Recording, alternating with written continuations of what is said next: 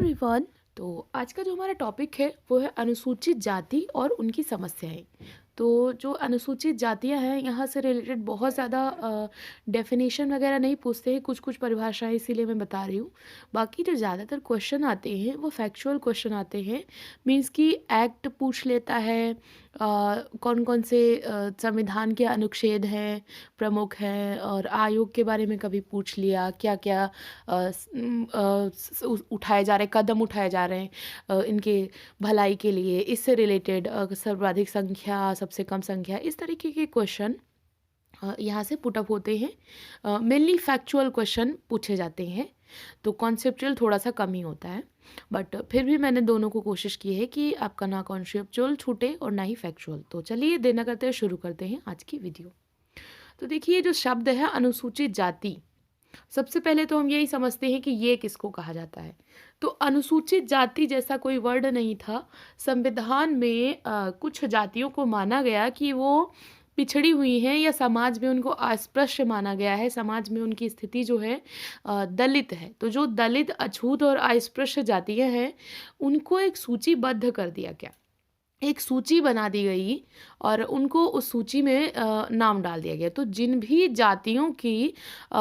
जातियों का नाम उस सूची में है, संविधान की सूची में या संविधान के द्वारा जिनको सूचीबद्ध किया गया है दलित के तौर पर, अछूत या अस्पृश्य जातियों के तौर पर, तो उनको माना जाता है अनुसूचित जाति या एससी। ठीक। तो दलित इनको बोलते हैं, अछूत अस्पृश्य, जो कि बोला जाता है कि ये छूने योग्य नहीं, ऐसा आज़ादी से पहले के टाइम में ऐसा माना जाता था। तो इससे रिलेटेड कुछ कुछ परिभाषाएं हैं, जैसे डीएन मजूमदार हैं, तो उन्होंने कहा था कि अस्पृश्य जातियां वे हैं जो विभिन्न सामाजिक एवं राजनीतिक नियोग्यताओं से पीड़ित हैं, जिनमें से बहुत सी नियोग्यताएं उच्च जातियों द्वारा परंपरागत रूप से निर्धारित और सामाजिक रूप से लागू की गई हैं। देखो, डीएन मजूमदार ने कहा कि अस्पृश्य जातियां वे कास्ट हैं जो कि जिनको समाज के द्वारा बहुत सारी नियोग्यताएं, यानी तुम ये काम नहीं कर सकते, तुम ये व्यवसाय नहीं कर सकते, तुम यहाँ नहीं जा सकते, तुम इस स्थल पे नहीं जा सकते, बहुत सारी राजनीतिक नियोग्यताएं कि राजनीतिक अधिकारों से वंचित कर दिया गया। तो सामाजिक राजनीतिक नियोग्यताएं उनको उन पे बाउंडेशन लगा दी गई कि तुम ये चीज़ नहीं कर सकते, तुम ये काम नहीं कर सकते, यहाँ नहीं जा सकते, मंदिरों में नहीं जा सकते, सार्वजनिक स्थलों पर तुम पानी भरने नहीं जा सकते। तो ये सारी चीज़ें पहले के टाइम में तो वो जातियाँ हैं। और ये जो नियोग्यताएं हैं ये किसने लगाई? तो ये लगाई समाज की उच्च जातियों, जैसे कि ब्राह्मण हैं, ठाकुर हैं, या जो भी अन्य उच्च जातियाँ हैं, उनके द्वारा परंपरागत रूप से निर्धारित कर दी गई कि ऐसी परंपरा चली आ रही है और इसलिए हम इस चीज़ को फॉलो करते हैं। तो ये प्रथा थी पहले के टाइम में। तो ऐसी जातियों को अस्पृश्य जातियां कहा गया कि तुमको हम छू नहीं सकते। के एन शर्मा ने कहा कि अस्पृश्य जातियां वे हैं जिनके स्पर्श से एक व्यक्ति अपवित्र हो जाए और उसे पवित्र होने के लिए कुछ कृत्य करने पड़े। जैसे इतना ज़्यादा, मतलब ये सारी चीज़ों को, आडंबर को, ये फालतू की चीज़ों को इतना ज़्यादा पहले मान्यता दी गई कि अगर इन जातियों को आपने छू लिया तो आप अपवित्र माने जाओगे, फिर आपको क्या करना पड़ेगा, या तो गंगा जल छिड़को, नहाओ, या कुछ ना कुछ आपको करना पड़ेगा। तो सोचिए कितनी बड़ी अमानवीय परंपरा थी कि वो भी इंसान है और आप भी इंसान हो और उनको छूने से आप अपवित्र हो जाओगे। बट हाँ, ये कस्टम पहले के टाइम में था। अभी तो खैर इसको ख़त्म कर दिया है भारत सरकार ने।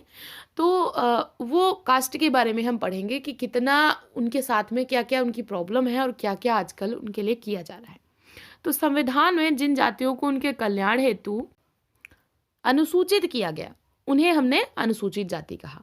ये जो शब्द है, ये जो वर्ड है अनुसूचित जाति, ये कहाँ से आया? तो अनुसूचित जाति शब्द सबसे पहले साइमन कमीशन द्वारा प्रयोग किया गया। 1935 में साइमन कमीशन आया था और वहाँ पर ये शब्द प्रयोग किया गया, अनुसूचित जाति।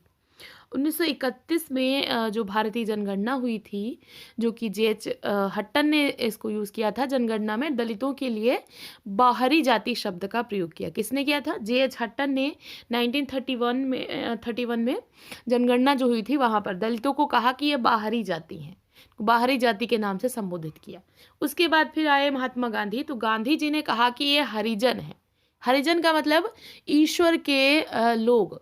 तो हरि का मतलब ईश्वर और जन का मतलब लोग, तो ईश्वर के लोगों के नाम से हरिजन इनको कहा गया महात्मा गांधी के द्वारा। 1935 में जब ये शब्द इनके लिए प्रयोग किया गया साइमन कमीशन के द्वारा, तो वहाँ पर इनकी संख्या देखी गई। तो इन जातियों की संख्या, ये आदमी नहीं है 277 आदमी थे ऐसा मत समझ लें, 277 जातियाँ थी, ठीक है। जबकि 2011 में जो SC देखा गया कि हाईएस्ट कहाँ पर है, तो वो पंजाब में और यूपी में। अगर परसेंट में पूछता है कि किस प्रदेश में सर्वाधिक प्रतिशत SC हैं, तो आप लगाएंगे पंजाब। और अगर पूछता है किस राज्य में सर्वाधिक संख्या में SC हैं, तो यूपी। अब ये प्रतिशत और संख्या को थोड़ा सा मैं समझा देती हूँ। देखो पंजाब की मान लो पूरी पॉपुलेशन है 1000, वैसे इतनी है नहीं, मैं समझाने के लिए बता रही हूँ। मान लो पूरी पॉपुलेशन है 1000, ठीक, और ये 1000 में से 600 हैं SC। ओके, क्लियर हो गया। और यूपी में मान लो पूरी पॉपुलेशन है 2000, नहीं 2000 नहीं, ज़्यादा रख लो क्योंकि यूपी अपना बड़ा है। तो मान लो यूपी में पूरी पॉपुलेशन है, सपोज कि हमने रख लिया 20,000। अब ये 20,000 में से जो SC की पॉपुलेशन है वो है 2000। तो परसेंट के हिसाब से देखा जाए तो 2000 20,000 में से कितना प्रतिशत आया, तो प्रतिशत में कम आ रहा है, लेकिन संख्या 2000 है तो ज़्यादा आ रहा है। और यहाँ पर पंजाब में क्या है कि प्रतिशत में ज़्यादा आ रहा है कि 1000 में से 600 SC हो गए तो प्रतिशत में ज़्यादा आ रहा है। तो ये चीज़ तो सर्वाधिक प्रतिशत में पंजाब में, और संख्या अगर पूछता है तो यूपी आएगा, ठीक है। ये चीज़ को भी याद रखिएगा। ये फैक्चुअल मैंने अभी बताया कि इसमें फैक्चुअल डेटा ज़्यादा है। तो थोड़ा सा देखते हैं कि इनको क्या क्या प्रॉब्लम्स झेलनी पड़ती थी और फिर क्या क्या उसके लिए दूर करने के लिए प्रावधान किए गए। तो जो अनुसूचित जातियां थी इनको बहुत सारी सामाजिक, धार्मिक, नागरिक नियोग्यताएं झेलनी पड़ती थी। सामाजिक तौर पर उनको सामाजिक स्थलों पर, सार्वजनिक स्थलों पर जाने की मनाही थी। धार्मिक तौर पर वो लोग वेदों का पठन पाठन नहीं कर सकते थे। उनको किसी भी मंदिर में जाने की अनुमति नहीं थी। और नागरिक नियोग्यताएं भी उन पर थीं। उनको राजनीतिक अधिकार भी नहीं दिए गए थे। तो बहुत सारी चीज़ें उन्हें झेलनी पड़ती थी। तो उन्हें कुएं, बावड़ी, मंदिर आदि में प्रवेश की आज्ञा नहीं थी। शैक्षिक सुविधाएं उन्हें प्राप्त नहीं थी कि आप एजुकेशन लेके क्या करोगे, आपका तो काम ही है सेवा करना, तो जो कार्य है उसी को करते रहो। अगर पढ़ लिख जाओगे तो थोड़ा सा आगे बढ़ जाओगे। तो शैक्षिक सुविधाएं उन्हें नहीं दी गई। समाज से बिल्कुल उनको पृथक रखा जाता था कि आपके अलग ही बस्ती रहो, अपना अलग ही तरीके से रहो, बिल्कुल तो वैसे ही रहो। उनके साथ में कोई भी खाता पीता नहीं था, उनके साथ में कोई उठता बैठता नहीं था। तो खान पान सहवास पर प्रतिबंध था। ये सारी समस्याएं, इतनी बड़ी समस्याएं ये लोग झेलते थे। तो फिर जब भारत आज़ाद हुआ तो संविधान के द्वारा जो डॉक्टर भीमराव अम्बेडकर थे, चूँकि वो खुद भी इन समस्याओं को झेले थे, तो उन्होंने बहुत बारीकी से, बहुत नज़दीक से इन समस्याओं को देखा था। तो इस वजह से वो प्रारूप समिति के अध्यक्ष थे। तो उन्होंने फिर संविधान के द्वारा ऐसे प्रावधान दिए गए कि जो SC कास्ट है या जो दलित है उनका भी कुछ उद्धार हो सके, वो भी कुछ आगे बढ़ सके। तो इसके लिए क्या क्या प्रावधान किए गए इनको भी देख लीजिए, इंपॉर्टेंट है। तो पहली चीज़ तो अस्पृश्यता को ख़त्म किया गया। जो छुआछूत था कि छूने से हम अपवित्र हो जाएंगे, तो इसको संविधान के द्वारा ख़त्म किया गया। और अस्पृश्यता को फिर एक दंडनीय अपराध माना गया कि अगर आप ऐसा कुछ करते हो तो आपको दंडित किया जाएगा। तो इसको किया गया अनुच्छेद 17 में, ठीक है। अनुच्छेद 17 में अस्पृश्यता को ख़त्म किया गया। अनुच्छेद 19, आर्टिकल 19, उसमें व्यावसायिक नियोग्यता की समाप्ति, मतलब कि आप कोई भी व्यवसाय कर सकते हो। SC लोगों को ये छूट दी गई संविधान के द्वारा कि आप कोई भी व्यवसाय कर सकते हो। जरूरी नहीं कि आप नीची कास्ट में जन्म लिए हो तो आप कोई ऐसा ही व्यवसाय करो, आप कोई भी व्यवसाय कर सकते हो। अनुच्छेद 25 में बताया गया कि किसी भी धार्मिक स्थान पर आप जा सकते हो, जैसे मंदिरों में भी आप प्रवेश कर सकते हो। तो धार्मिक स्थान पर जाने की स्वतंत्रता दे दी गई। अनुच्छेद 46 में अनुसूचित जाति जनजाति को अत्याचार से बचाने के लिए राज्य को निर्देशित किया गया। राज्य को ऐसा निर्देश दिया गया कि जो राज्य है ये सामाजिक, शैक्षणिक और आर्थिक दृष्टि से जो पिछड़े लोग हैं और प्लस जो पिछड़े का मतलब पिछड़े और दलित जितने भी लोग हैं उनका संरक्षण करेगी। आर्टिकल 46, ठीक है। अनुच्छेद 29, इसमें बताया गया कि राज्य द्वारा पूर्ण या आंशिक सहायता प्राप्त किसी भी शिक्षण संस्थान में आप प्रवेश कर सकते हो। जो आजकल आप लोग देख रहे हो सीटों का आरक्षण, जो भी किसी भी यूनिवर्सिटी में आती हैं तो रिजर्वेशन के थ्रू, तो ये आरक्षण कि आप किसी भी जगह पर वहाँ पर प्रवेश कर सकते हो। बाद में आरक्षण तो खैर बाद में लागू किया गया, लेकिन प्रवेश का अधिकार अनुच्छेद 29 में दिया गया कि आप उसमें पढ़ाई कर सकते हो। उसके बाद आरक्षण इनको दिया गया। तो अनुच्छेद 330 में लोकसभा में इनके लिए सीटें आरक्षित की गई। अनुच्छेद 332 में विधानसभा में इनके लिए सीटें आरक्षित की गई। अनुच्छेद 334 में ग्राम पंचायतों में एससी के लिए आरक्षण किया गया। अनुच्छेद 335 इसमें सरकारी नौकरियों में आरक्षण दिया गया। उसके बाद अनुच्छेद 146 और 338, इसमें अनुसूचित जातियों के कल्याण हेतु राज्य में सलाहकार और पृथक आयोग बनाया जाएगा। ऐसा संविधान में एक तरीके से बोला गया कि उनके कल्याण के लिए एक सलाहकार बनाया जाएगा और एक एससी आयोग बनाया जाएगा। तो ये चीज़ बोली गई ये अनुच्छेदों में।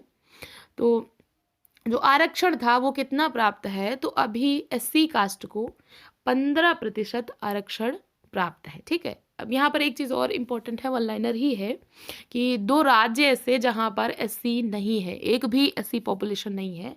तो नागालैंड और अरुणाचल प्रदेश, यहाँ पर एससी नहीं है, बिल्कुल भी नहीं है, ठीक है।